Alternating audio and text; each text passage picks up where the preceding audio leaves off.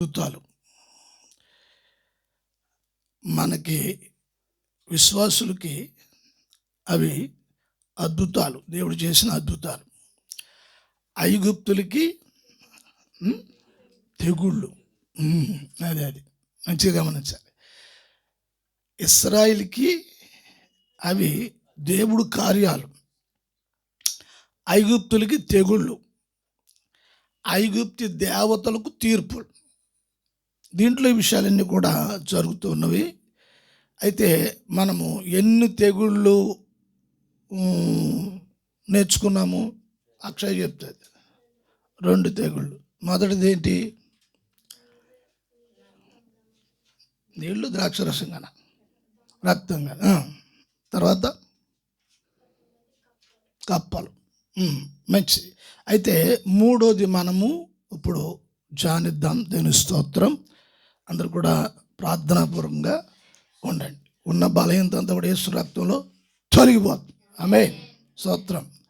హల్లెలూయా. నాకు కూడా బలహీనంగానే ఉంది, అయినను దేవుని స్తోత్రం. మరి నేను కూడా నీరసంగా ఏడుస్తున్నాను పరిస్థితి. హల్లెలూయా.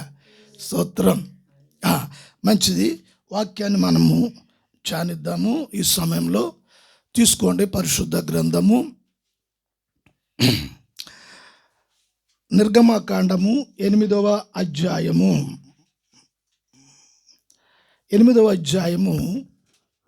16 నుండి 19 వరకు చక్కగా చదవండి.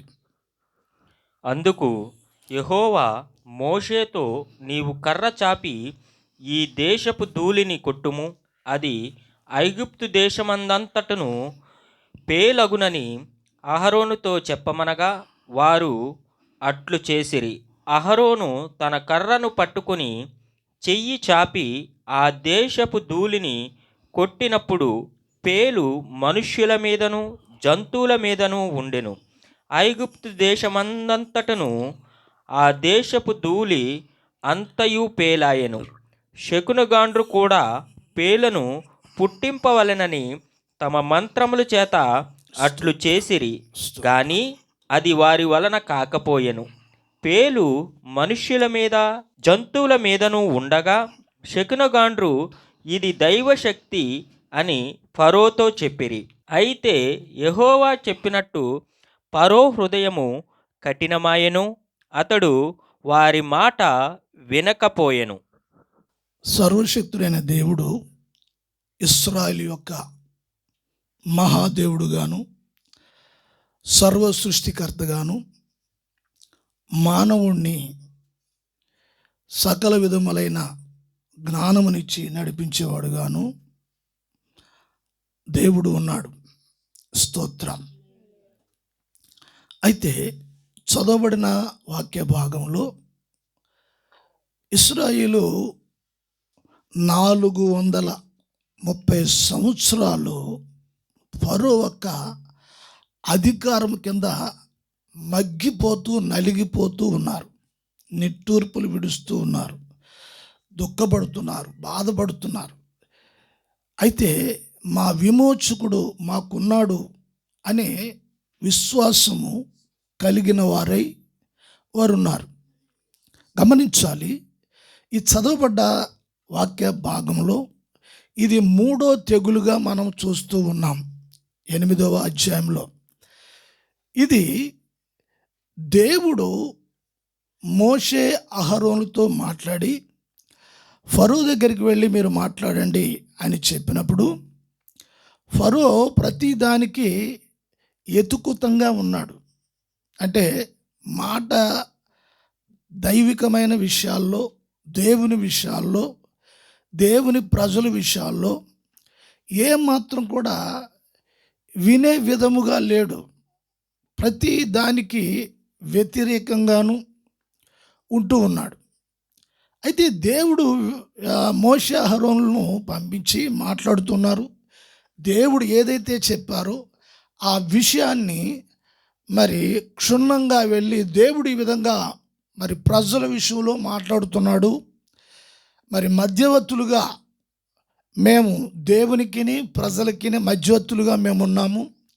దేవుడు మాతో మాట్లాడుతున్నాడు, మీతో చెప్పమన్నారు అని చెప్తున్నారు. అయితే ప్రతి విషయాన్ని నిరాకరిస్తూ ఉన్నారు. చదువుతున్న వాక్య భాగంలో మనం చూసినప్పుడు మరి మోషే చేతులు ఉన్న కర్రను చదవండి ఒకసారి ఆ మాట. అహరోను తన కర్రను పట్టుకొని చెయ్యి చాపి ఆ దేశపు ధూళిని కొట్టినప్పుడు పేలు మనుష్యుల మీదను జంతువుల మీదను ఉండెను. ఐగుప్తు దేశమందంతటను ఆ దేశపు ధూళి అంతయు పేలాయెను. దేవుని స్తోత్రం కలుగును గాక. హల్లెలూయా. అయితే అహరోను చేతులు కూడా కర్ర ఉంది. ఆ కర్రను భూమి మీద కొట్టమన్నాడు దేవుడు.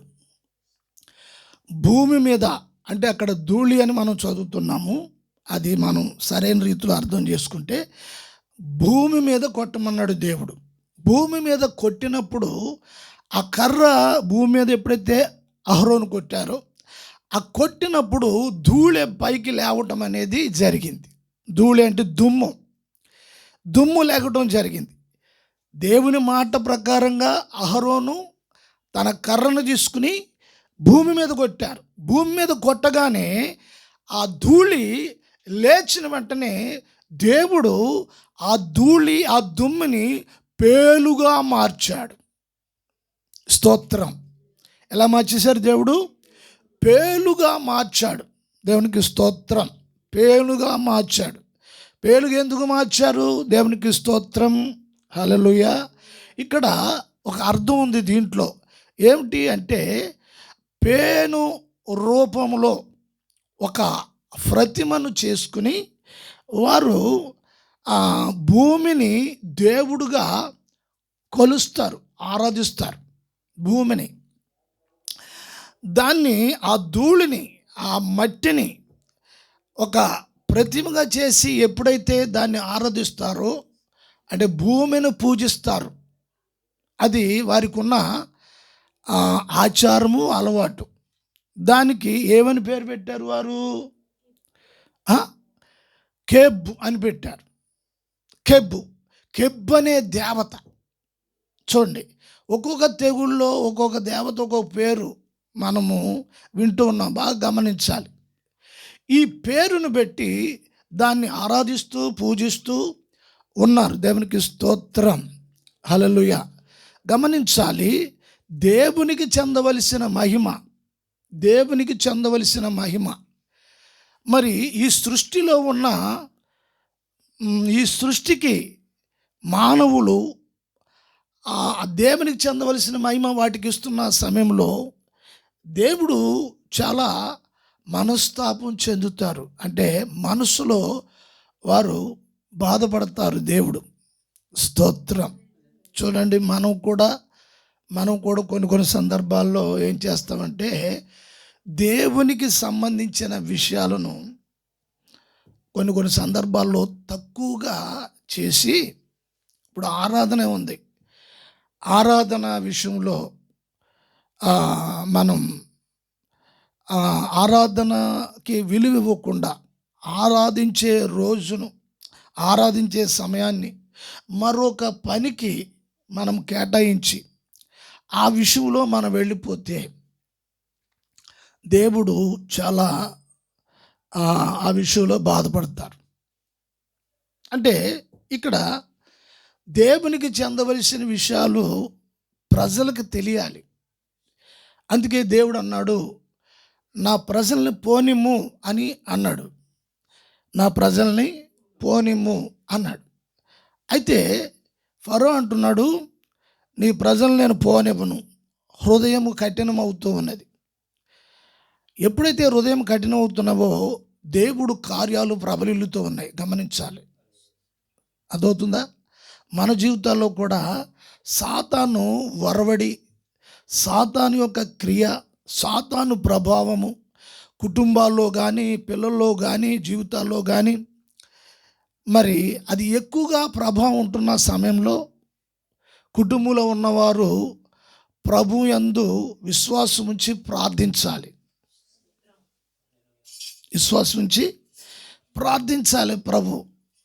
ప్రభు కార్యములను చూచుటకు కుటుంబంలో ఉన్న అలజడి పరిస్థితులు, అశాంతి, అసమాధానం, అనారోగ్యాలు, అనేకమైన మానసిక ఒత్తిళ్ళు, పరిస్థితులు, మానవ బుద్ధి మీద ఆధారపడి, మానవ తెలివితేటల మీద ఆధారపడి పరిగెట్టి బోల్తా పడటం. ఎట్లాగా పరిగెట్టి బోల్తా పడటం, దేవునికి స్తోత్రం అని ఇలాగా, అంటే దేవుని శక్తిని చులకనగా చేయటం. ఇక్కడ జరిగిన విషయము ఏమిటి అంటే ఆ 16వ వచనం 17వ వచనం చదవండి. అహరోను తన కర్రను పట్టుకుని చెయ్యి చాపి ఆ దేశపు ధూళిని కొట్టినప్పుడు పేలు మనుష్యుల మీదను జంతువుల మీదను ఉండెను. ఐగుప్తు దేశమందంతటను ఆ దేశపు ధూళి అంతయు పేలాయెను. శకునగాండ్రు కూడా పేలను పుట్టింపవలనని తమ మంత్రముల చేత అట్లు చేసిరి, గాని అది వారి వలన కాకపోయెను. 19వ వచనం. శకునగాండ్రు ఇది దైవశక్తి అని ఫరోతో చెప్పిరి. అయితే యెహోవా చెప్పినట్టు ఫరో హృదయము కఠినమాయెను, స్తోత్రం. అతడు వారి మాట వినకపోయెను. స్తోత్రం. గమనించాలి, ఇక్కడ ఒక విషయము మనము గమనించాలి. ముందు 2 అద్భుతాలలో గమనించాలి అందరూ కూడా. ముందు 2 అద్భుతాలలో లేక తెగుళ్ళలో నీళ్లు రక్తముగా మార్చారు గాడి చేసేవారు కూడా, అంటే ఆ మాంత్రికులు, శకునగాండ్రులు. తర్వాత రెండోది కప్పలను, వారు కూడా ఈ ఏట్లో ఉన్న కొన్ని కప్పలను వారు కూడా ఆ క్రియ చేశారు. మూడోది మనం చూసినప్పుడు ఈ భూమి మీద కొట్టినప్పుడు ఆ ధూళి లేచినప్పుడు అవి పేలుగా దేవుడు మార్చినప్పుడు ఇవి కూడా చెయ్యాలి అని ఆ మాంత్రికులు ప్రయత్నించారు అలా చేయటానికి. కానీ వారు చెయ్యలేకపోయారు, అలా చెయ్యలేకపోయారు. ముందు 2 విషయాల్లో చేశారు, మూడోది వారు చెయ్యలేకపోయారు అని వాక్యం మనకి తెలియజేస్తుంది, గమనించాలి. అయితే వారు ప్రయత్నించారు. ఇప్పుడు దేవుని శక్తికి మాలో ఉన్న శక్తి ఈక్వల్. దేవుడు దైవజనుడు ఏది చేస్తే మేము కూడా అదే చేస్తాం. మోషే గారు ఏది చేస్తే మేము అదే చేస్తాం. అహరోను ఏం చేస్తే మేము కూడా అది చేస్తాం. మా దగ్గర కూడా పవర్ ఉంది అనే విషయాలతో వారు కొన్ని ప్రారంభించారు. కానీ ఈ మూడోది విషయం వచ్చేసేటప్పటికి 19వ వచనంలో, ఆ వచనంలో వారు అంటున్న మాట ఏమంటున్నారు? ఇది దైవ శక్తి. దేవునికి స్తోత్రం కలుగును గాక. హల్లెలూయా. గమనించాలి, ఇదే శక్తి దైవశక్తి. దేవునికి స్తోత్రం కలుగును గాక. అయితే ముందు 2 అద్భుతాలు దేవుడు చేశారు, తర్వాత అవే విషయాలు మరలా వీళ్ళు కూడా చేశారు. మూడోది చేయటానికి కూడా ప్రయత్నించారు. అంటే ఇప్పుడు వాళ్ళకున్నది భూమి కింద తాంత్రిక మంత్రాలు, ఆసక్తే తప్పించి వారిలో ఉన్నది దైవశక్తి కాదు. ఈ సంగతి ఆ మాంత్రికులు, తాంత్రికులు ఈ విషయాలు రాజుతో చెప్తున్నారు. రాజా, ఇది మామూలు శక్తి అనుకుంటున్నారేమో, మీరు గారిడి శక్తి అనుకుంటున్నారేమో, లేకపోతే ఏదో మోళి అనుకుంటున్నారేమో, దేవునికి స్తోత్రం, ఏదో మంత్రం తంత్రం అనుకుంటున్నారేమో. ఇది మామూలు శక్తి కాదు. దేవునికి స్తోత్రం కలుగును గాక. ఇది మామూలు శక్తి, ఇది కాదు. ఈ శక్తికి ఏం పేరు పెట్టారు వాళ్ళు? మరి వాళ్ళు చేసే శక్తి ఏంటి? వాళ్ళు ఏ శక్తి మీద ఆధారపడి ఉన్నారు? ఏ శక్తిని ఉపయోగించారు? ఏ శక్తితో వారు జీవిస్తున్నారు? ఏ శక్తి స్వాధీనంలో వారు ఉన్నారు? ఈ మాటలో దాని అర్థం ఏంటంటే వారు దేవుని శక్తిలో ఉన్నవారు కాదు. స్తోత్రం. ఐగుప్తులో ఇశ్రాయేలు ఉన్నారు, అట్లాగే మరి ఐగుప్తీయులు ఉన్నారు. ఐగుప్తీయులకి పశువులు ఉన్నవి, అట్లాగే ఇశ్రాయేలు కూడా పశువులు ఉన్నవి. ఈ పేళ్ళు ఈ ఇశ్రాయేలు మీద కాదు కానీ, ఇశ్రాయేలు పశువుల మీద కాదు కానీ, ఐగుప్తుల మీదను ఐగుప్తి పశువుల మీదకును పేలు వెళ్ళిపోతూ ఉన్నాయి. దేవునికి స్తోత్రం కలుగును గాక. చూడండి, సాధారణంగా ఒక వ్యక్తి తలలో పేలున్నాయనుకోండి ఎలా ఉంటుంది? దురదంటే ఎలాగుంటుంది? ఎప్పుడెప్పుడు ఉంటుందా దురద? ఎప్పుడెప్పుడు ఉంటుందా దురద? పొద్దుడని, మధ్యాహ్నం అని, లేదా సాయంత్రం, దానికైనా ఒక టైం ఉంటుందా? దాని టైం ఏమి ఉండదు. అంబాస్ట్ కార్లో తిరిగేస్తూ ఉంటాయి లోపల, ఒకళ్ళు చూడండి మాట్లాడుతుంటాని అవి తిరిగేస్తూ ఉంటాయి. కొంతమంది వాక్యం ఉంటా కూడా ఇలాగంటూ ఉంటారు, ఇలాగ ఉంటారు. దేని స్తోత్రం. ఆ పేను యొక్క ప్రభావం చూడండి. ఆ పేను యొక్క ప్రభావము జంతువుల మీద, జంతువులకు తెర ఉంటుందా? చెవుల్లోకి వెళ్ళిపోయి కాదు, ఈ కళ్ళలోకి వెళ్ళిపోయి ముక్కుల్లోకి వెళ్ళిపోతే జంతువులు ఎలాగుంటాయి? పేలు ఇప్పుడు మన ముక్కులోకి వెళ్ళిపోయిందనుకో, చెవులోకి వెళ్ళిపోయిందనుకో ఎలా ఉంటుంది? సుఖంగా పడుకుంటామా? తలలో తిరిగేస్తేనే నిద్రట్టదు. అవునా? దేని స్తోత్రం. చూడండి, గమనించాలి. ఏదైతే వాళ్ళు ఆరాధించే దాన్ని శాపంగా మార్చాడు దేవుడు. అర్థమవుతుందా? దేవునికి స్తోత్రం. అయితే ఇప్పుడు వాళ్ళు చెప్పారు ఇది దైవశక్తి. ఏంటి? ఒక మాటలో చెప్పేశారు ఇది దైవశక్తి. అంటే దాని అర్థం ఏంటి? మేము ఏమీ చేయలేము. ఇప్పుడు ఈ రాజుగారు, ఈ తాంత్రికులు, మాంత్రికులు, చిల్లంగితనము, ఈ జ్యోతిషం చెప్పేవాళ్ళు, వాళ్ళ మీద వీళ్ళ మీద ఈ రాజుగారు ఆధారపడి ఉన్నాడు. మా దేశంలో గొప్ప గనులు ఉన్నారు, గొప్పవారు ఉన్నారు అని. ఇప్పుడు ఆ శక్తి అదంతా నిర్వినియోగం అయిపోయింది, పనికిరాంది అయిపోయింది. దేని స్తోత్రం. హల్లెలూయా. పనికిరాంది అయిపోయింది. అయితే ఇప్పుడు దేవుని ప్రజలకు దేవుని కాపుదల ఎవరి ద్వారా? మోషే, అహరోన్ని అక్కడ ఇచ్చారు. వారి చేతికి కర్ర ఇచ్చారు. వాళ్ళు శాసిస్తూ ఉన్నారు. ఆ కర్రతో కొట్టమన్నారు. కొట్టినప్పుడు దేవుని కార్యాలు ప్రారంభమవుతున్నాయి. దేవునికి స్తోత్రము కలుగునుగాక. హల్లెలూయా, హల్లెలూయా, హల్లెలూయా, హల్లెలూయా, హల్లెలూయా, హల్లెలూయా, హల్లెలూయా, హల్లెలూయా. ఐగుప్తుకి రాజు ఫరో. ఆ ఐగుప్తి లోకానికి సూచనగా ఉంది. దేవునికి స్తోత్రం కలుగునుగాక. ఇప్పుడు ఈ లోకపు అధికారి ఎవరు? ఈ అధికారి ఎవరు అంటే ఈ లోక అధికారి సాతాను. ఈ లోకాధికారి సాతాను. ఈ లోకంలో ఉన్న మనుషులందరూ కూడా వాని స్వాధీనంలో ఉన్నారు. ఎవరైతే ప్రభువుని తమ సొంత రక్షకునిగా తండ్రి, కుమార, పరిశుద్ధాత్మ నామంలో సిలువను గూర్చిన వార్త విని పాపాలు ఒప్పుకొని నేను పాపిని గుర్తించి ఎవరైతే బాప్తిసం తీసుకుని విశ్వాసంలో కొనసాగుతారో, పరిశుద్ధాత్మ చేత నడిపించబడతారో, దేవునికి స్తోత్రం, వారు ఈ లోకంలో సంఘంగా పిలువబడుతున్న సమయంలో వారి మీద సాతాను అధికారం లేకుండా దేవుడు తన సంఘాన్ని కాపాడుతూ ఉంటాడు, తన వాక్యాన్ని ఉపదేశమనిచ్చి. హల్లెలూయా. ఇశ్రాయేలు ప్రజలకు ఎవరినిచ్చారు? దైవజనుడు మోషే, ప్రధాన యాజకుడు అహరోన్. చూడండి, ఇశ్రాయేలు సంఘానికి, పాత నిబంధన సంఘానికి కాపరిగాను, ప్రధాన యాజకుడుగాను, దేవునికి స్తోత్రం, ఎవరిచ్చారు?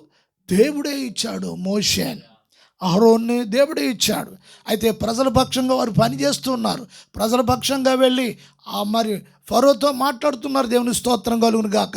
అట్లాగే దైవజనుడు ప్రజల పక్షంగా విజ్ఞాపన చేస్తాడు. దేవునికి స్తోత్రం. సాతాను తంత్రాలను వెరికి, సాతాను యుద్ధోపకరణాలను ప్రభా ఇదిగో ప్రార్థనతో, కన్నీరుతో, ఉపవాసంతో వాడి దుర్గాలన్నీ కూల్చివేయటానికి, హల్లెలూయా, దైవజనుడు పోరాటం చేసి, ప్రార్థన చేసి, సంఘపక్షంగా కన్నీరు కాచి దేవుడిచ్చిన ఆలోచన సంఘానికి తెలియజేస్తాడు. దేవునికి స్తోత్రం. హల్లెలూయా, హల్లెలూయా, హల్లెలూయా. ఏ శక్తి ఏ ప్రభావమును సంఘం మీదకి రాకుండా ఐగుప్తుల మీదకి ఆ పేలు, ఆ పశువుల మీదకి పేలు. దేవునికి స్తోత్రం. కంచాల్లో పేలు, ఇంట్లో పేలు, సింహాసనం మీద పేలు, తల మీద పేలు, ఒంటి మీద పేలు, నోరిపితే పేలు. దేవునికి స్తోత్రం. హల్లెలూయా. అయితే ఇశ్రాయేలు సేఫ్గా ఉన్నారు. ఇశ్రాయేల్ ఎక్కడున్నారు? ఇశ్రాయేల్ కూడా ఐగుప్తులో ఉన్నారు. కానీ ఈ తెగుళ్ళేమి మాత్రము ఏం చేశారు?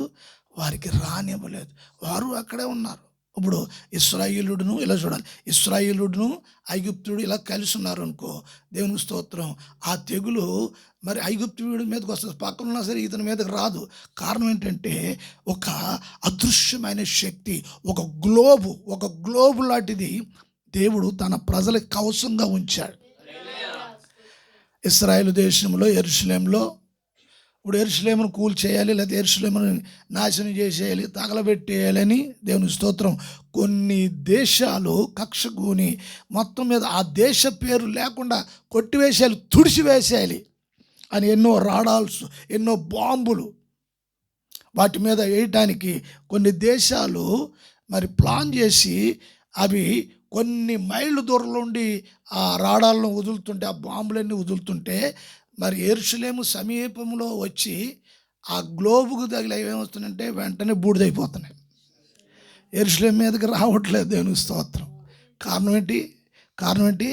ఇశ్రాయేలుకు దేవుడిచ్చిన మహాజ్ఞానం ఉంది. ఏముంది? మహాజ్ఞానం. శత్రువు చేసే యుక్తులన్నీ కూడా గుర్తించటానికి. ఈ రోజున సంఘంలో ఉన్న విశ్వాసి నీ జీవితంలో, నీ కుటుంబంలో, నీ పిల్లల్లో సాతాను ఏ రాడార్లు వేస్తున్నాడు, ఏ బాంబులు సిద్ధపరిచాడు జీవితాన్ని నాశనం చేయటానికి. దేవునికి స్తోత్రం. అందుకే పరిశుద్ధాత్మ కంచి గ్లోబు మన చుట్టూ ప్రభు ఉంచారు. హల్లెలూయా, హల్లెలూయా. సంఘము చుట్టూ పరిశుద్ధాత్మ కంచి ఉంచారు. ఏ తెగులు గోడారమును ఒకవేళ సమీపించి ఒకవేళ నీకు మీదకి వచ్చినా అది నీకు ఏ హాని చేయకుండా దేవునికి స్తోత్రం, దానికి అనుమతి ఇవ్వలేదు దేవుడు. Praise the lord. Hallelujah, hallelujah. ఈ తాంత్రికులు మాంత్రికులు అద్భుతాలు చేసి అవి చేసి వీళ్ళు కూడా ఆ దేశంలో రాజు ఎదుట గొప్ప పేరు పొందుతూ ఉన్నారు. మేము కూడా మాంత్రికులు చేయగలం, మేము కూడా కొన్ని శక్తులు ఉన్నాయి, మేము చేయగలం ఇలాగ డబ్బాలు కొట్టుకు తిరుగుతున్న సమయంలో మూడో ఆ తెగులు వచ్చేసేటప్పటికి వీళ్ళు గాలి అంతా తీసేశాడు దేవుడు. ఏం చేశాడు? మొదట ఎందుకు తీయలేదు తెలుసా? మొదట ఎందుకు తీయలేదంటే దేవునికి స్తోత్రం అవకాశం ఇచ్చాడు వీళ్ళ బండారం బయట పెట్టడానికి. 1, 2 చూశాడు. తర్వాత మూడోది వచ్చేటప్పటికి గాలి తీసేశాడు మొత్తం అంతా. వాళ్ళు చెప్పేశారు, ఇదిగో అహరోను మోషే వాళ్ళు సామాన్యమైన వాళ్ళు కాదు, వాళ్ళు దేవుని శక్తితో చేస్తూ ఉన్నారు అనేటప్పటికి ఫరో హృదయం ఇంకా కఠినం అయిపోయింది. దేవునికి స్తోత్రం కలుగును గాక. హల్లెలూయా. ఒక సందర్భాన్ని చూద్దాం మనము కొత్త నిబంధనలో. చూడండి, చదవండి. అపోస్తుల కార్యములు 8వ అధ్యాయము 9వ వచనం నుండి కొన్ని వచనాలు చూద్దాం. సీమోనును ఒక మనుష్యుడు లోగడ ఆ పట్టణంలో గారడి చేయుచు తానెవడో ఒక గొప్పవాడని చెప్పుకొనుచు సమరయ జనులను విభ్రాంతిపరచుచుండెను. కొద్దివాడు మొదలుకొని గొప్పవాని మటుకు అందరూ దేవుని మహాశక్తి అనబడిన వాడు ఇతడే అని చెప్పుకొనుచు అతని లక్ష్యపెట్టిరి. అతడు బహుకాలము గారడీలు చేయుచు వారిని విభ్రాంతిపరిచినందున వారి అతన్ని లక్ష్యపెట్టిరి. అయితే ఫిలిప్పు దేవుని రాజ్యమును గూర్చియు యేసుక్రీస్తు నామమును గూర్చియు సువార్త ప్రకటించుచుండగా వారు అతని నమ్మి పురుషులను స్త్రీలను బాప్తిస్మము పొందిరి. స్తోత్రం. హల్లెలూయా. ఈ చదవబడిన వాక్య భాగంలో అపోస్తుల కార్యాలు వినాలి. అపోస్తుల కార్యాలు ఏంటి? అపోస్తుల కార్యాలు. దేవుని స్తోత్రం. అపోస్తుల కార్యాలు అంటే దేవుడు ఏర్పాటు చేసుకుని, దేవుడు పిలుచుకొని పరిచర్య అప్పగించి వాళ్ళ ద్వారా, ఎవరు? అపోస్తుల ద్వారా, పిలువబడ్డ వారి ద్వారా దేవుడు కార్యాలు చేయటం అనేది ప్రారంభించాడు. ఇక్కడ గమనించాలి, సీమోను అనే ఒక గారడి చేసేవాడే ఉన్నాడు. గారడి అతని పేరు సీమోను. గారిడి అంటే ఎంతమందికి తెలుసు? గారిడి గారిడి అంటే చూడండి, మనము రోడ్డు మీద వెళుతున్న సమయంలో బజార్లో, సెంటర్లో ఒక సాయిబు ఇద్దరు ముగ్గురు పిల్లలను పెట్టుకుని 2 గెడల మీద తాడు కట్టి ఆ తాడు మీద నడుస్తూ, మరి పిల్లాడు మీద దుప్పటి కప్పి పేగ కోసినట్లు, ఆ రక్తం ఎలా తీసినట్లు, ఇది తాహిత్ మహిమ అంటాడు. ఏంటి ఇది? తాహిత్ మహిమ. గాడి అంటే మోళి అని. అయితే ఈ సీమోను అనేవాడు కొన్ని అద్భుతాలు చేయటం ప్రారంభించాడు. గమనించాలి, కొన్ని అద్భుతాలు చేయటం ప్రారంభించాడు. అయితే ఇలా అద్భుతాలు జరుగుతున్నప్పుడు ప్రజలందరూ కూడా ఈ అద్భుతాలు చూసి, ఈ ప్రజలందరూ కూడా అతనికి ఆకర్షించబడటమే కాదు, అతను చేస్తున్న కార్యాలను చూసి విభ్రాంతి చెందారంట, ఆశ్చర్యం కలిగిందంట. ఇది దేవుని శక్తే, ఇది మానవుల శక్తి కాదు, ఇది దేవుని శక్తి అని అందరూ భ్రమపడిపోయి, ఆ భ్రమలో ప్రజలందరినీ కూడా మరి ఏదో చెరపట్టినట్లుగా ఆ ప్రజల్ని చేసేసాడు.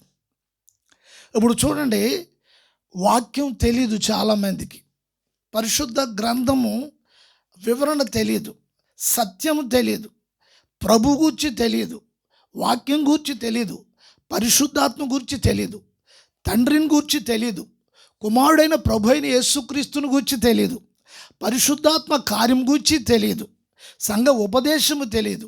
ఇటువంటి తెలియని వారు మరి అసలు దేవుని శక్తి, అది భ్రమపరిచే ఆత్మ, దెయ్యపు ఆత్మ, అది ఏమిటి అనే సంగతి గుర్తించలేరు. మాకేదో అనుకున్నది జరుగుతుంది, వెళుతుంటే అక్కడికి మేము అనుకున్నది జరిగింది, ఆ మాటలన్నీ ఇప్పుడు చెప్తున్నారు. ఇప్పుడు కొంతమంది పాస్టర్లు కూడా ఏమంటున్నారంటే, మీరు అనుకున్నది జరుగుతుంది, మీరు ఇలా మొక్కుబడి చేసుకోండి అని కొంచెం మనుషుల్ని ఆకర్షించడానికి ఇలాగా తంత్రాలు మంత్రాలు కూడా సేవకులు కూడా మొదలెట్టేశారు. ఇప్పుడు అంతా కూడా మొదలెట్టేశారు. అందుకే నిజమైన సత్యం చెప్పేవాడు కూడా విలువ లేకుండా పోతుంది ఈ దినాల్లో. అర్థమవుతుందా?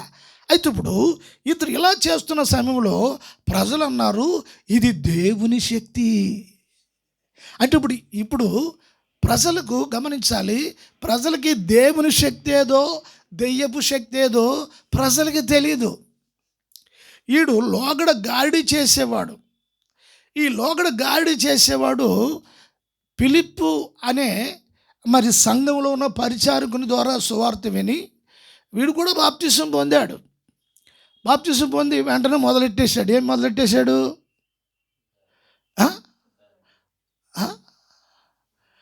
గాడి మానేశాడు. గాడి చేసి పని ఇక డప్పు కొట్టి తాడు మీద నట్టు ఇదంతా మానేశాడు.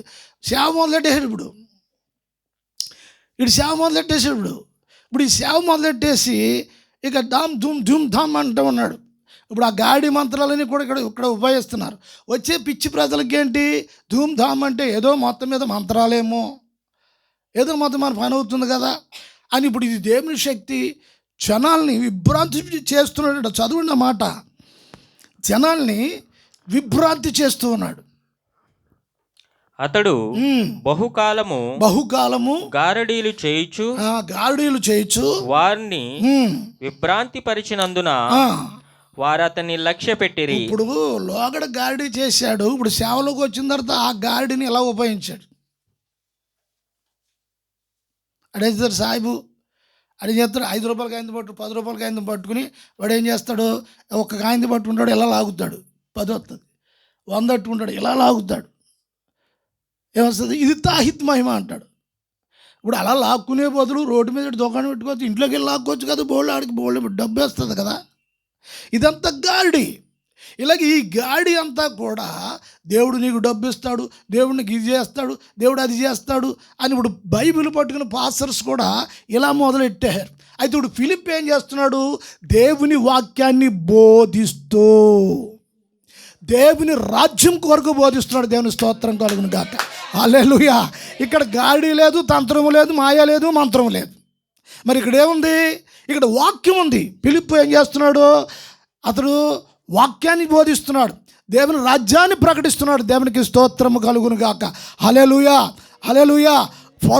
ఫరో ఎదుట దేవుని రాజ్యపక్షంగా మోషే నిలబడి ఉన్నాడు. ప్రజల పక్షంగా, దేవుని పక్షంగా ఫరో ఎదుట, అంటే సాతాను ఎదుట, ఫరో ఎదుట, ప్రజల ఎదుట ఎవరు నిలబడ్డారు? మోషే నిలబడ్డారు. దేవుని స్తోత్రం కలుగును గాక. హల్లెలూయా. ఇప్పుడు సంఘం ఎదుట, సాతాను ఎదుట, ప్రజల ఎదుట దైవజనుడు దేవుని ఎదుట మధ్యవర్తిగా నిలబడి ఉన్నాడు.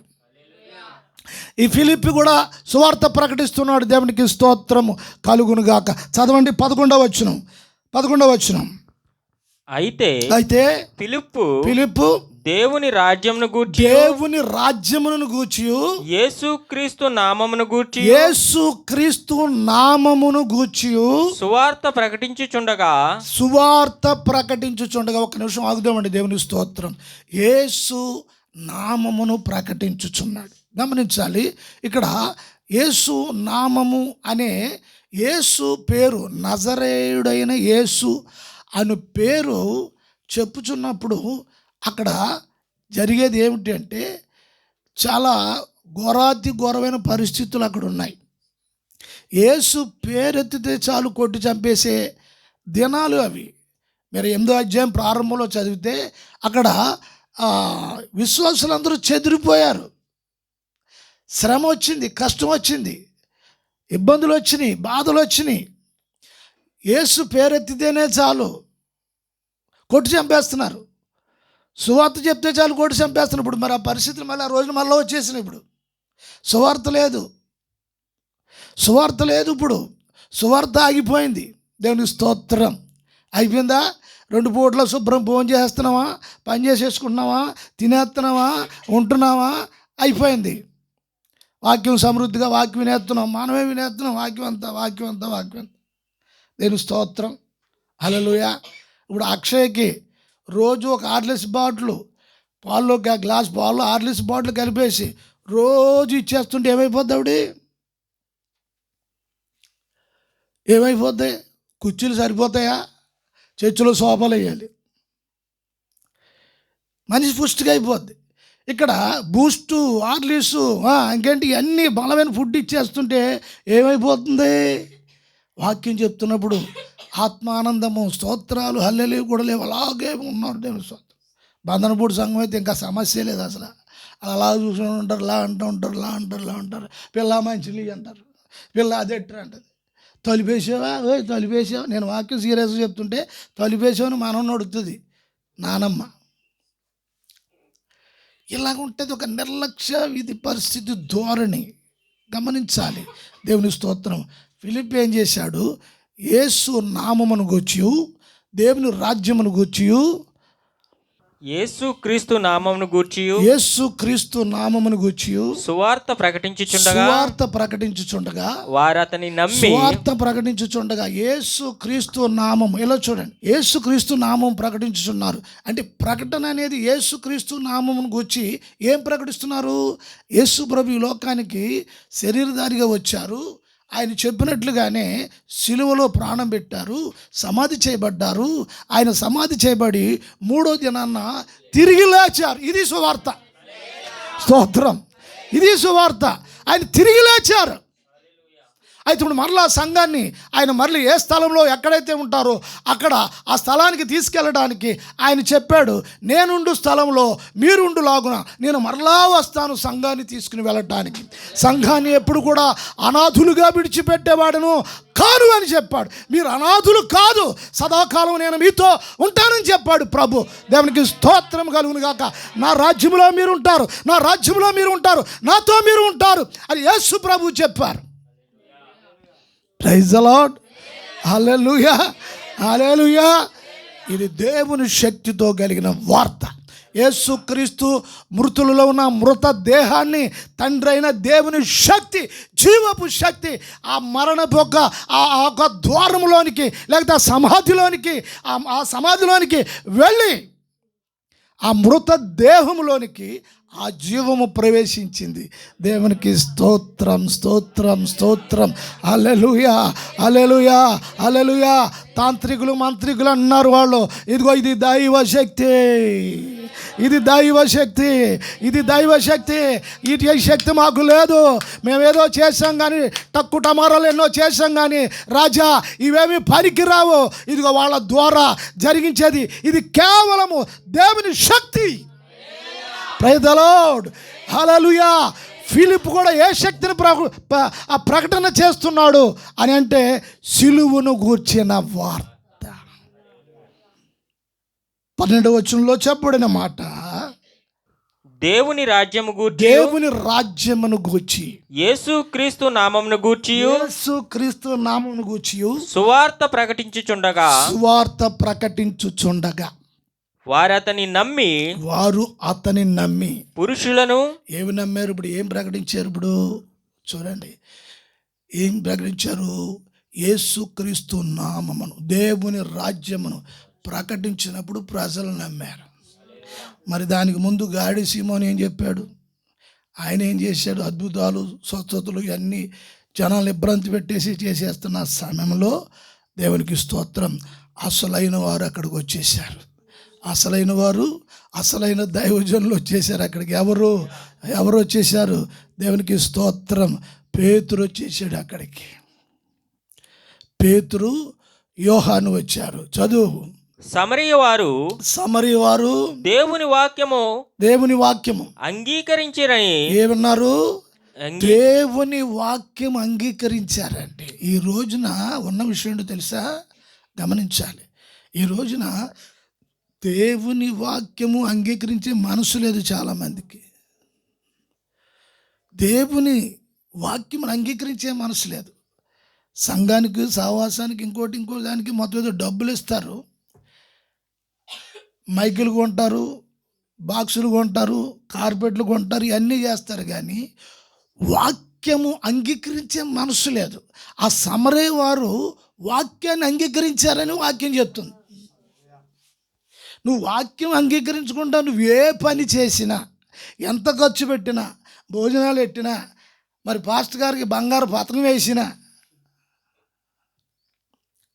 ఏమిచ్చినా, ఏం చేసినా వాక్యము అంగీకరించకుండా నువ్వు చేస్తే నీ జీవితంలో సమయము వ్యర్థము, డబ్బులు వ్యర్థము, నీకు ఇచ్చిన కాలము వ్యర్థమే. దేవునికి స్తోత్రం కలుగును గాక. వారు సువార్త విని, వాక్యం విని ఏం చేశారు? వాక్యాన్ని అంగీకరించారు. యెరూషలేములో అపోస్తలు విని పేతురును యోహానును వారి యొద్దకు పంపిరి. ఇక్కడ యెరూషలేము హెడ్ క్వార్టర్ ఉంది ఇక్కడ. అంటే ఇప్పుడు ఈ పేతురు వీళ్ళందరూ కూడా యెరూషలేమును అక్కడ అపోస్తలును వాళ్ళందరినీ కలుసుకుని ఆ పెద్దల యొక్క ఆలోచన ద్వారా ఆ పెద్దలు ఎక్కడికి పంపిస్తే అక్కడికి వెళ్ళటం అనేది ఈ పేతురు, యోహాను వీళ్ళకి వెళ్ళిపోవడం కాదు. అపోస్తల కార్యములు, ఈ విషయాలు మనం చదువుతుంటే సేవ, సంఘము, విశ్వాసము ఇవన్నీ కూడా అర్థమవుతుంది. పేతురు ఒక ప్రసంగం చేస్తే 3,000 మంది బాప్తిసం పొందారు. అటువంటి వాడు నేను వెళ్ళిపోతున్నానులా. సంఘంలో పెద్దలు అంటే యెరూషలేములో పెద్దలు వాళ్ళు చెప్పారు, సమరయలో జరుగుతున్న కొన్ని కార్యాలు విన్నారు. యెరూషలేములో తెలిసిన విషయాలన్నీ. అప్పుడు యెరూషలేములో పెద్దలు ఈ యోహాను, పేతుర్ని వారి యొద్దకు పంపించారు. దేవునికి స్తోత్రం, హల్లెలూయా. పంపించారు. వీరు వచ్చి వారు పరిశుద్ధాత్మను పొందవలెనని వారి కొరకు ప్రార్థన చేసిరి. చూడండి. ఇబ్రాంతి కార్యములు, ఆ కార్యములు, ఈ కార్యములు, జనాలు వచ్చేస్తున్నారని సంబరపడిపోతున్నారు. దేవుని స్తోత్రం. అక్కడ ఎవరు లేరు, అక్కడ వాక్యం లేదు, అక్కడ వాక్యాన్ని అంగీకరించేవారు లేరు. గాడి సీమోను వాక్యం లేదు, అక్కడ ఏం లేదు, పరిశుద్ధాత్మ లేదు. దేవునికి స్తోత్రం.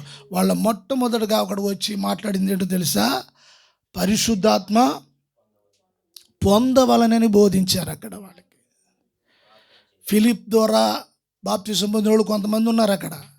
ఫిలిప్పు బాప్తిసం ఇచ్చాడు, ఫిలిప్ ద్వారా బాప్తిసం పొందిన వాళ్ళు ఉన్నారు. దేవుని స్తోత్రం.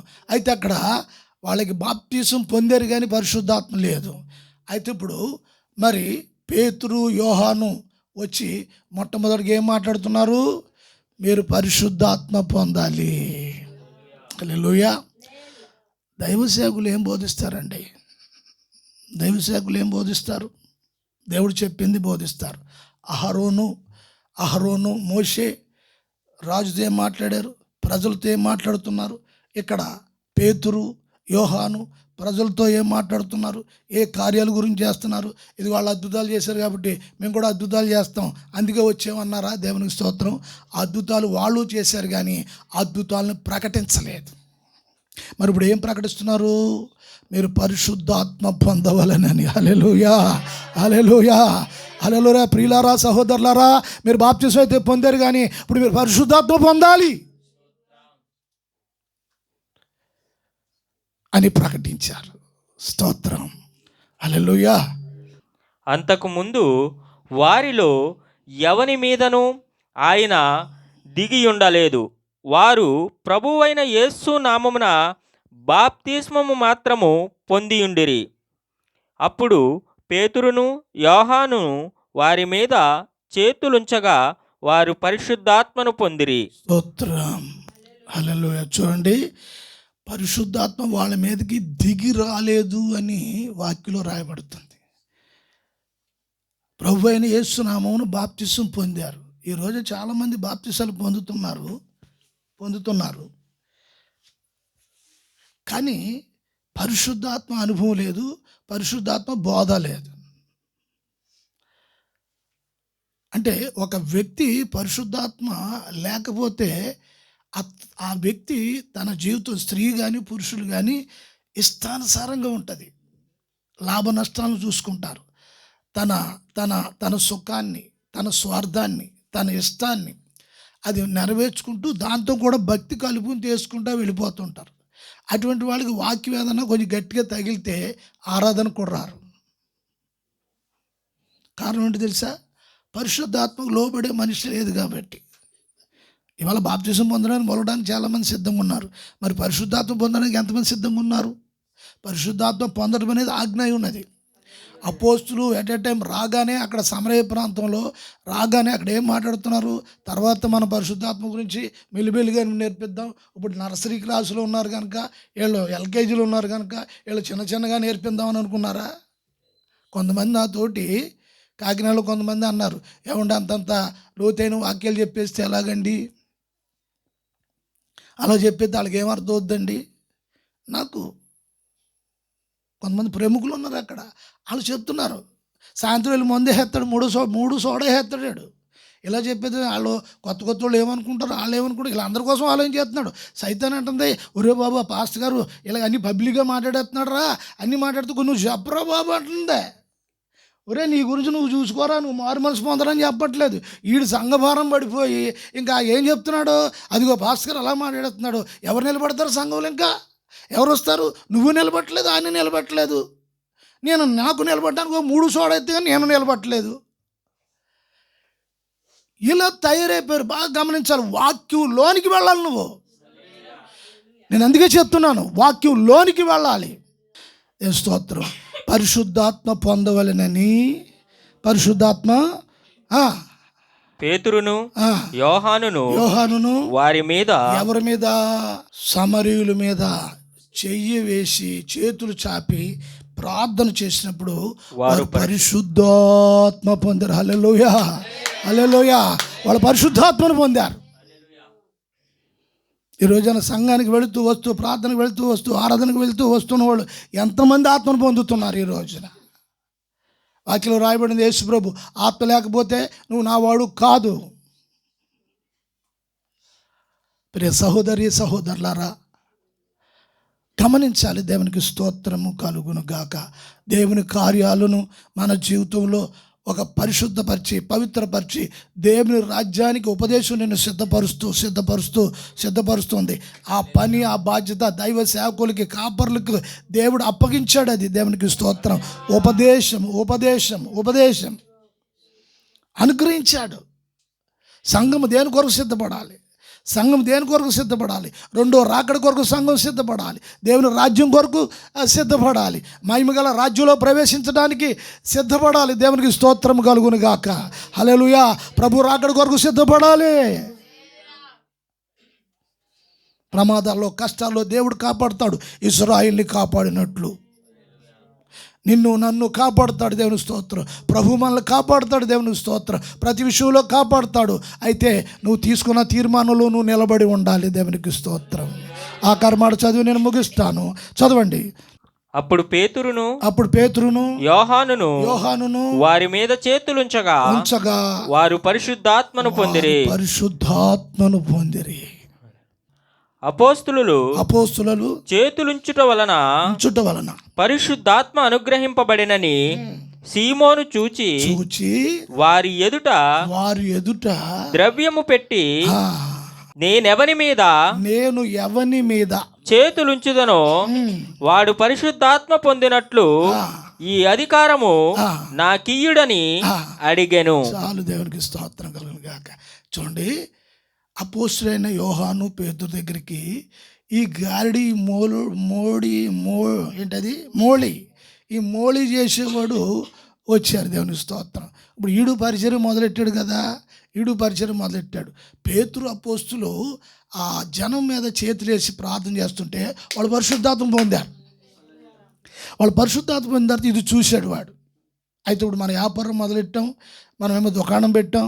ఇప్పుడు ఇది కూడా మళ్ళీ ఇప్పుడు మనకి ఇది కావాలి. అందుచేత ఏంటంటే ఇప్పుడు వీళ్ళ దగ్గరికి వెళ్ళి ఇప్పుడు ఇది మనం కొనుక్కుందాం అని పేతురు గారు యోహాన్తో ఏం మాట్లాడుతున్నాడు? వెళ్ళి నేను డబ్బు ఇస్తాను, ఎంత కావాలి అంత. ద్రవ్యం అంటే డబ్బు. నేను సేవ చేసి చాలా డబ్బులు పోగొట్టాను, ఉన్నాయి. సేవ చేసిన తర్వాత పెట్టుబడి చేయించిన పెట్టిన డబ్బులు ఉన్నాయి. ఇప్పుడు ఎంత కావాలంటే అంత డబ్బు ఇస్తాను. ఇప్పుడు నాకు అది కావాలి. ఏది? నేను ఎవరి మీద చేతులేసి ప్రార్థన చేస్తాను, ఈ అధికారము ఇది నాకు కావాలి, ఇది నాకు ఇవ్వండి, మీకు ఎంత డబ్బు కావాలంటే అంత డబ్బు ఇస్తాను అంటే ఇప్పుడు వీడి దగ్గరకు వచ్చేవాళ్ళంతా డబ్బుల కోసం వచ్చేవాళ్ళే. పేతురు యోహాను గురించి కూడా వీడు ఏమనుకున్నాడంటే ఈ పేతురు యోహాను కూడా డబ్బుల కోసం వచ్చేవాళ్ళు అనుకున్నాడు. అందుకే పేతురు యోహానుతో అన్నాడు, నేను ఎంత కావాలంటే అంత డబ్బు ఇస్తాను, మరి ఈ వరం నాకు ఇవ్వండి అన్నాడు. అప్పుడు నాయన సరే ఎంత ఇస్తామని బేరవాడలేదు పేతురును యోహాను. ఏమన్నారు? అందుకు పేతురు నీవు ద్రవ్యమిచ్చి నీవు డబ్బులిచ్చి దేవుని వరమును సంపాదించుకొందువనని. ఏంటి ఇలా చూడండి, ఒక ఆత్మీయ వరం. ఇలా చూడండి సంఘంలో, ఇలా చూడండి, సంఘంలో ఉన్న విశ్వాసులు చాలా కాలం నుంచి వాక్యం ఉంటున్నారు కదా, చాలా కాలం వాక్యం ఉంటున్నావు కదా. నీ జీవితంలో ఆత్మీయ వరం ఏదైనా, ప్రభు సంఘంలో ఎంత వాక్యం ఉన్నా నీకు ఏదైనా ఒక ఆత్మీయ వరము నేను సంపాదించుకున్నాను, ఈ వరాన్ని సంపాదించుకున్నాను, ఈ వరం నాకు ఉన్నదని ఎప్పుడైనా గుర్తించారా మీరు? ఎప్పుడైనా గుర్తించారా? నాకు ఈ వరం ఉంది, ఈ వరం ఇచ్చాడు అని మీరు ఎప్పుడైనా ఎవరైనా సరే ఒకసారి ఆలోచించండి. పేతురు అక్కడ అంటున్నాడు, ద్రవ్యమిచ్చి దేవుని వరము సంపాదించుకొందునని. ఆగుదాం ఇక్కడ కాసేపు, వాడి సంగతాల ఉంచుదాం. అంటే ఇప్పుడు వరం అనేది సంపాదించుకోవాలి అని అపోస్తులు చెప్తున్నారు. ఈ రోజున ఈ వాక్యాన్ని ఆధారం చేసుకుని చాలా వాక్యం ఉంటున్నాం కదా మనం. నీకు ఒక ప్రశ్న రావాలి. ఏంటంటే నేను ఏదైనా సంపాదించానా? ఏదైనా వరం సంపాదించానా? ఏదైనా వరం నాకు ఉందా? వివేచన వరం ఉందా? ప్రార్థన వరం ఉందా? బుద్ధివాక్యం వరం ఉందా? జ్ఞానం వరం ఉందా? ప్రవచన వరం ఉందా? స్వస్థత వరం ఉందా? ఆ వరం ఏదైనా నువ్వు పొందావా? వాక్యం చదువుతున్నప్పుడు వాక్యం అర్థమయ్యే వరం, వాక్యం చదువుతున్నప్పుడు వాక్యము అర్థమయ్యే వరం. వాక్యం వింటున్నప్పుడు వాక్యము గ్రహించే వరం. దేవునికి స్తోత్రం. అంటాడు గాడి సీమోనుతో పేతురు, నీవు ద్రవ్యం ఇచ్చి డబ్బులు ఇచ్చి దేవుని వరాన్ని సంపాదించుకొందునని తలంచుకొనినందున ఏం తలంపు అంటే ఈ లోపల ఏం తలంపు? ఈ లోపల ఏం తలంపు? నీ లోపల ఏం తలంపు? ఏ తలంపులు ఉన్నాయి? సంఘం లోపల, సంఘానికి వస్తున్న వారి లోపల ఏ తలంపులు ఉన్నాయి? దేవుని వరాన్ని సంపాదించుకునే తలంపులు. ఎలా సంపాదించుకోవాలి? అడ్డదారిలో సంపాదించుకోవాలన్నా, లేకపోతే ఆన్లైన్లో చూసి చూడండి, కొంతమంది భాషలు మాట్లాడుతున్న సమయంలో వాళ్ళు ఎవరో మాట్లాడుతున్న సమయంలో అలా మాట్లాడుతుంటారు. అలా కాకుండా దేవుని సన్నిధిలో ప్రార్థన చేసి భాషలు పొందుకోవాలి, శక్తిని పొందాలి. గమనించాలి. దేవుని స్తోత్రం కలుగును గాక. ఇలాగ కొన్ని ఆత్మీయ వరాలు. ద్రవ్యం ఇచ్చి సంపాదించాలని చూచుచున్నావా? నీవు ద్రవ్యం ఇచ్చి దేవుని వరము సంపాదించుకొందునని తలంచుకుంటున్నావు నువ్వు. అందుకు నీ వెండి నీతో కూడా నశించును గాక. ఏం సంపాదించేశాడు మనోడు? దుకాణం పెట్టి ఏం సంపాదించేశాడు? ఏం సంపాదించాడు? ఆ గాడి సీమోనేమో వెండి సంపాదించేశాడంట. మరి వాళ్ళు దుకాణం పెట్టిన వాళ్ళు ఏం సంపాదించేస్తున్నారు? నీ వెండి నీతో నశించును. అపోస్తలుడు మాట్లాడుతున్న మాట గమనించాలి. నీ ఎండుతో నీవు నశిస్తావు. అంటే ఈ వరమును కొనుక్కొని ఇంకా సంపాదించి ఇంకా వ్యాపారం చేయాలన్నా దేవుని రాజ్యం కొరక.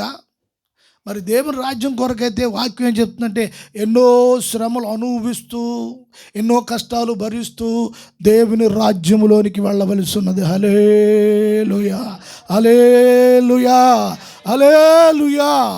దేవుని కృప ఆవరించి ఉంటుంది, దేవుని శక్తి ఆవరించి ఉంటుంది. ప్రతి బలహీనతలో, ప్రతి వ్యాధిలో, ప్రతి ఒక్క రుగ్మతలో, ప్రతి ఒక్క బలహీనతలో, ప్రతి శోధనలో దేవుడు ఆ వ్యక్తి తోడుగా ఉంటాడు. వాక్యం ఆ వ్యక్తిని బలపరుస్తుంది. వాక్యం ఆ వ్యక్తికి తోడుగా ఉంటుంది. ఆ వాక్యము ఆశ్రయముగా ఉంటుంది. వాక్యము నీడగా ఉంటుంది. వాక్యము ఎప్పుడు కూడా వెళ్ళ తోడుగుండి ఆదరిస్తుంది. నీ వెండి నీతో నశించును.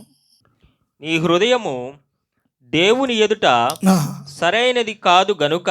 ఆగుదాం ఒకసారి. ఏంటి? విభ్రాంతి కలిగించేసే కార్యాలు జరిగిపోతున్నాయి, జనాలు వచ్చేస్తున్నారు. అపోస్తలుడు అంటాడు నీ హృదయం సరిగ్గా లేదంటాడేంటి?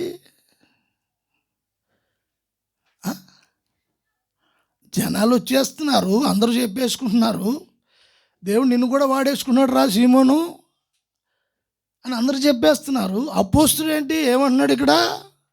నీ హృదయం సరిగ్గా లేదంటున్నాడేంటి? అంటే ఇప్పుడు పేతురు గారిలో హృదయం సరిగ్గా లేదా? ఇప్పుడు వీళ్ళలో హృదయం సరిగ్గా లేదా? గమనించాలి వాక్యం.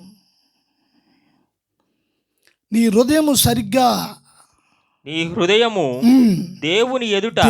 ఎవరి ఎదుట? దేవుని ఎదుట. దేవుని ప్రియ సహోదరులారా, విశ్వాసులారా, సంగమా, మీ హృదయాలు దేవుని ఎదుట ఎలాగున్నవని పరీక్షించుకోవాలి.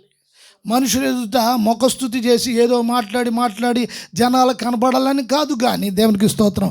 సంగమా, ఈ రోజున నీవు గుర్తించుకోవాలి. వాక్యం ఈ రోజు నీతో మాట్లాడుతుంది. ఈ ఆరాధనలో నీ హృదయము దేవుని ఎదుట సరిగ్గా ఉందా లేదా? ఇది అవసరం. నా హృదయము దేవుని ఎదుట సరిగ్గానే ఉన్నది, నేను సరిగ్గానే ఉన్నాను అని దేవుని ఎదుట ఒకసారి నీకు నువ్వే సొంత పరీక్ష చేసుకోవాలి. దేవునికి స్తోత్రము కలుగును గాక. హల్లెలూయా. సరైనది కాదు గనుక సరైనది కాదు గనుక ఈ కార్యమందు నీకు పాలు పంపులు లేవు. అది హృదయం సరిగ్గా లేకపోతే పరిశుద్ధాత్మలో పాలు పంపులు లేకుండా ఎవరైనా సరే, పరిచర్య చేసేవారైనా, విశ్వాసులైనా, సంఘ పెద్దలైనా, ఎవరైనా పరిశుద్ధాత్మలో పాలు ఉండాలంటే ఏముండాలి? నీకు నీ హృదయం సరిగ్గా ఉండాలి. అది ఎవరు ఎదుట? పాస్టర్ గారి ఎదుట కాదు, అయ్యగారి ఎదుట కాదు, మనుషుల ఎదుట కాదు. దేవునికి స్తోత్రం. సర్వశక్తుడైన యేసు క్రీస్తు ఎదుట. హల్లెలూయా, హల్లెలూయా, హల్లెలూయా, హల్లెలూయా. సంగమా ఈ రోజున పరిశుద్ధాత్మలో పాలు లేని వారులారా, ఎందుకు పరిశుద్ధాత్మలో పాలు లేదు? ఒకరోజు రాత్రి బంధనపూడిలో ప్రార్థన అయిపోయింది. ఎందుకో నాకు ప్రేరేపించి మళ్ళీ గదిలోకి వచ్చేసిన తర్వాత మౌనంగా కూర్చున్నాను. అందరూ వచ్చారు, పిల్లలు ఉన్నారు, జయరాజు కూడా ఉన్నట్టున్నారు. ఆ రోజు ఆ మీటింగ్లో పరిశుద్ధాత్మ చాలా బలంగా కార్యం చేసింది. ఆ తాకిడి నన్ను నాతో అలాగే ఉంది. వచ్చేసి ఆ రూమ్లో కూర్చున్నప్పటికి ఆ జాన్సన్ కొడుకు వచ్చాడు. కూర్చున్నప్పటికి వాడు కూడా వాక్యం మాట్లాడటం మొదలెట్టాడు. వాక్యం మాట్లాడితే చేసి ప్రార్థన చేసి, ఒరే ప్రార్థన చేయరంటే ఇక వాడు ప్రార్థన చేయటం మొదటి వాడికి తెలియదు, వాడి మీద పరిశుద్ధాత్మ దిగి వచ్చేసాడు. హల్లెలూయా, హల్లెలూయా, హల్లెలూయా. మొన్న ఒక నామకార్థ పాస్టర్ వచ్చి వాళ్ళందరూ ఎదుట వాక్యం మాట్లాడి, దాస్ గారు చెప్పే వాక్యం సరైనది కాదు, మంచిది కాదు, అదంతా భయంకరమైన బోధ, దుర్బోధ అని మాట్లాడుతుంటే అందరూ ఏదేదో మాట్లాడారు. కానీ ఇంట్లో లోపల కొత్తలు ఆడిపోతుందంటే వాళ్ళ అమ్మ అభ్యర్థందంటే దేవుని స్తోత్రం. అప్పుడు అమ్మ నన్ను ఒకసారి వదులు, నేను వెళ్తాను, అతను మాట్లాడుతుంటే వద్దు బాబు అంటే లేదు నేను వెళ్తాను. అప్పుడు వచ్చి పాస్టర్ గారు నేను మాట్లాడుతాను, సరిగ్గా సమానం చెప్పండి అన్నాడు. అటు పరిశుద్ధాత్మ గురించి ఒక క్వశ్చన్ వేసాడు, వాక్యం ఒక రెఫరెన్స్ చెప్పేవాడు. దెబ్బగా నోరు మూసేసాడు ఆ పాస్టర్.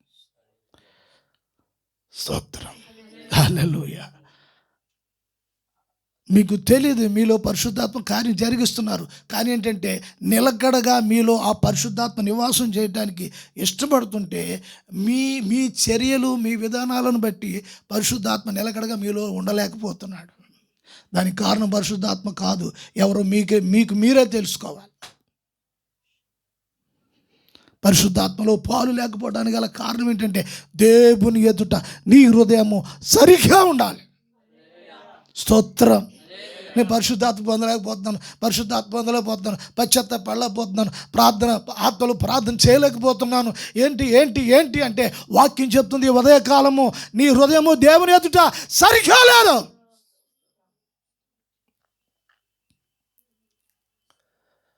వాక్యం ఎదుట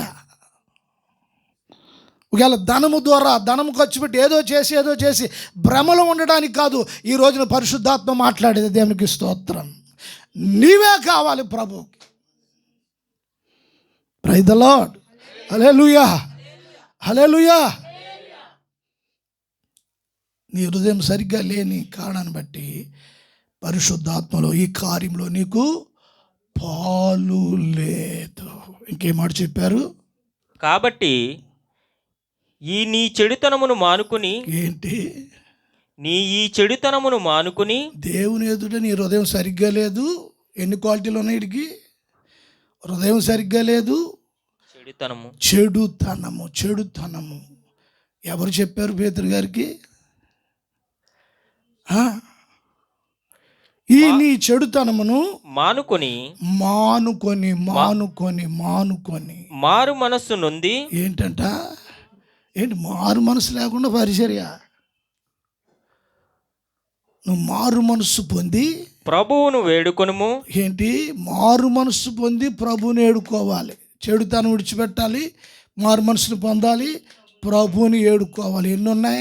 ఎన్నున్నాయి ఇక్కడ, ఇవన్నీ వివరించడానికి సమయం లేదు. కానీ సహోదరులరా, వేడుకొని ప్రభువును వేడుకొనుము.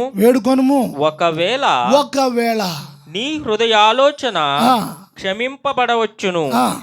నీవు ఘోర దృష్టత్వములోను దుర్నీతి బంధకములో ఉన్నట్లుగా నాకు కనబడుచున్నది. హల్లెలూయా, స్తోత్రం, హల్లెలూయా.